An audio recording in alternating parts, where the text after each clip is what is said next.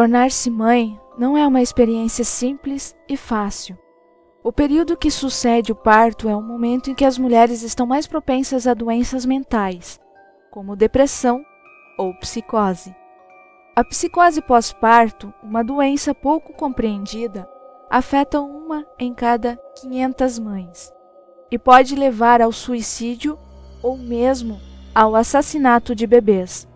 A professora universitária britânica Sally Wilson passou por isso e conta sua experiência. É uma história de destruição sobre viver o mais terrível e inevitável pesadelo dia após dia. Sentir uma dor e um desespero tão grande que eu sempre pensava em sair andando mar adentro perto de casa, no norte do país de Gales. Antes de Ellie nascer, eu nunca tinha ouvido falar de psicose pós-parto. Jamie e eu nos casamos em 2013 e, como tínhamos planejado, aumentamos a família 1 ano e pouco depois. Minha gravidez foi boa, mas no final tive sintomas de pré-eclampsia, um transtorno de gravidez caracterizado pelo aumento de pressão arterial, que é perigoso se não for tratado, por isso o parto foi induzido. Meu trabalho de parto foi doloroso. Até aí, nada demais. Mas com o passar das horas, as coisas começaram a piorar. Fiquei incrivelmente confusa, perdi a noção do tempo, não dormi e me sentia febril. Os médicos aumentaram a dose dos hormônios para induzir o parto. Me deram gás anestésico, oxigênio e o analgésico Demerol. Os batimentos cardíacos da Ellie continuavam caindo e ela estava em sofrimento.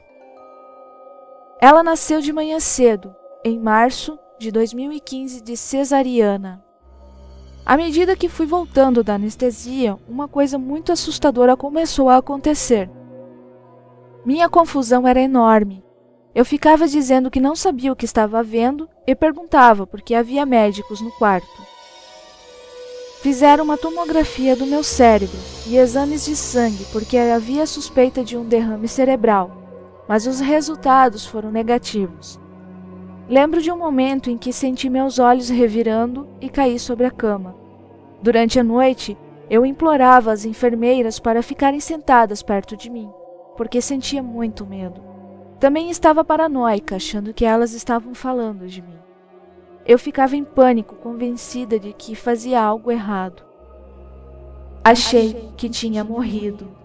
Dias depois, as coisas pioraram ainda mais. Levantei para ir ao banheiro e desabei. Eu chorava aos soluços e me recusava a levantar.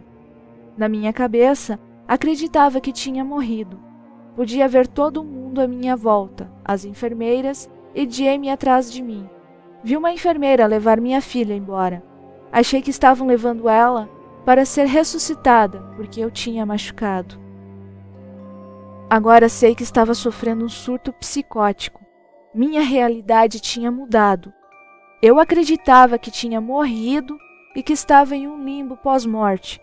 Comecei a ter alucinações. O som do choro dos bebês era ensurdecedor.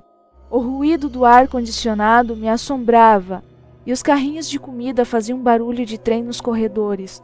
Quando as luzes eram acesas, pareciam explosões e eu via sombras nas paredes.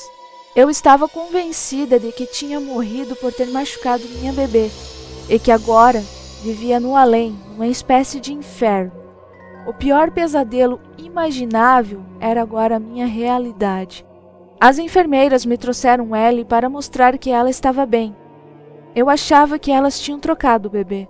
Aquela não era minha filha. Minha bebê estava morta. Eu a havia matado. Foi terrível. Fui transferida para o setor psiquiátrico e Jamie foi informado de que eu estava sofrendo de psicose pós-parto. Me receitaram remédios antipsicóticos e contra ansiedade. Só me lembro de entrar em um labirinto assustador onde via pessoas vagando como criaturas grotescas. Não deixava que tirassem meu sangue, porque estava convencida de que conspiravam contra mim. Jamie e meus pais me visitavam com a Ellie. Eu a segurava, mas não conseguia entender que aquela era minha filha. Não senti a menor ligação com ela. Fomos até a lanchonete e ela precisava trocar a fralda. Os banheiros ficavam perto do berçário e eu fiquei muito estressada, descontrolada, porque não queria passar perto dali. Eu achava que não podia me aproximar porque acreditava que tinha machucado o meu próprio bebê. Uma semana depois, na consulta de revisão, disse ao médico que as coisas estavam melhores só para poder sair de lá. Na minha cabeça, tinha cometido um crime. Uma equipe médica me visitava diariamente em casa, mas a situação não melhorou muito. Com muito custo eu conseguia atender às necessidades básicas da Ellie, trocar fraldas e alimentá-la.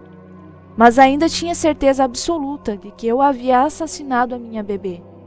Caí numa depressão profunda, com sintomas de psicose. Li uma notícia sobre um assassinato em um camping, que tinha ocorrido no dia do meu surto psicótico no hospital. Na minha cabeça, eu tinha cometido o crime. Fiquei obcecada com um determinado ônibus que parecia estar passando sempre que eu saía de casa. Aquilo fazia parte da conspiração e tinha um significado secreto. Muitas imagens passavam constantemente pela minha cabeça, como eu entrando no mar, perto de casa e acabando com tudo. 10 meses depois de voltar para casa, eu disse a Jamie que não aguentava mais. Meu marido, que tinha feito tanto para me ajudar, ficou perturbado. Jamie fez uma pesquisa sobre os tratamentos para psicose pós-parto.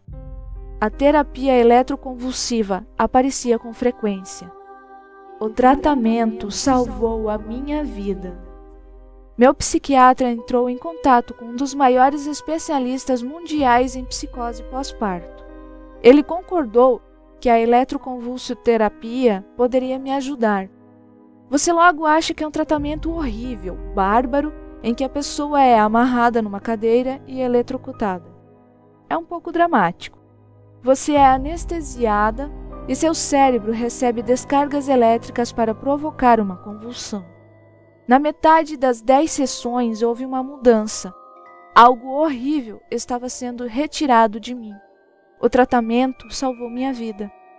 Aos poucos fui construindo uma forte ligação com a Ellie.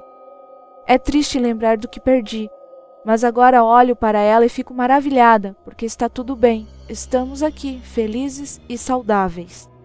Não posso dizer que sou a mesma pessoa, mas voltei a trabalhar algumas vezes na semana e estou sempre ocupada com as tarefas diárias da maternidade.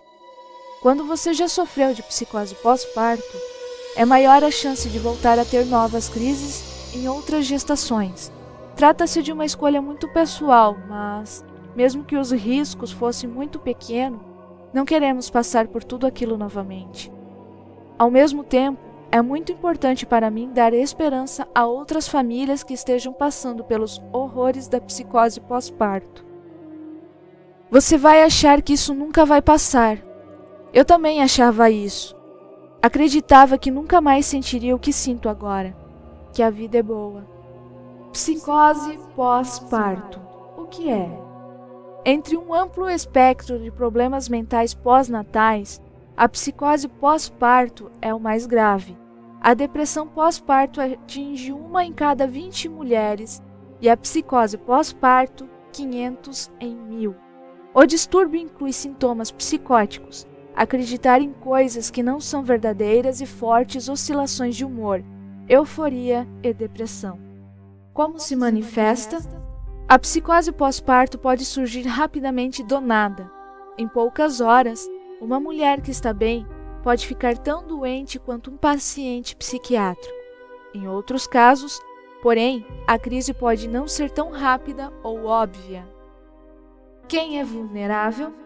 Em cerca de 50% dos casos, a psicose pós-parto é o primeiro episódio de doença mental que as pacientes sofreram. Os outros 50% já tiveram doenças psiquiátricas. Quem sofre de transtorno bipolar é especialmente vulnerável à doença, um risco de 20%. O maior risco é para as pessoas que já tiveram crises de psicose pós-parto.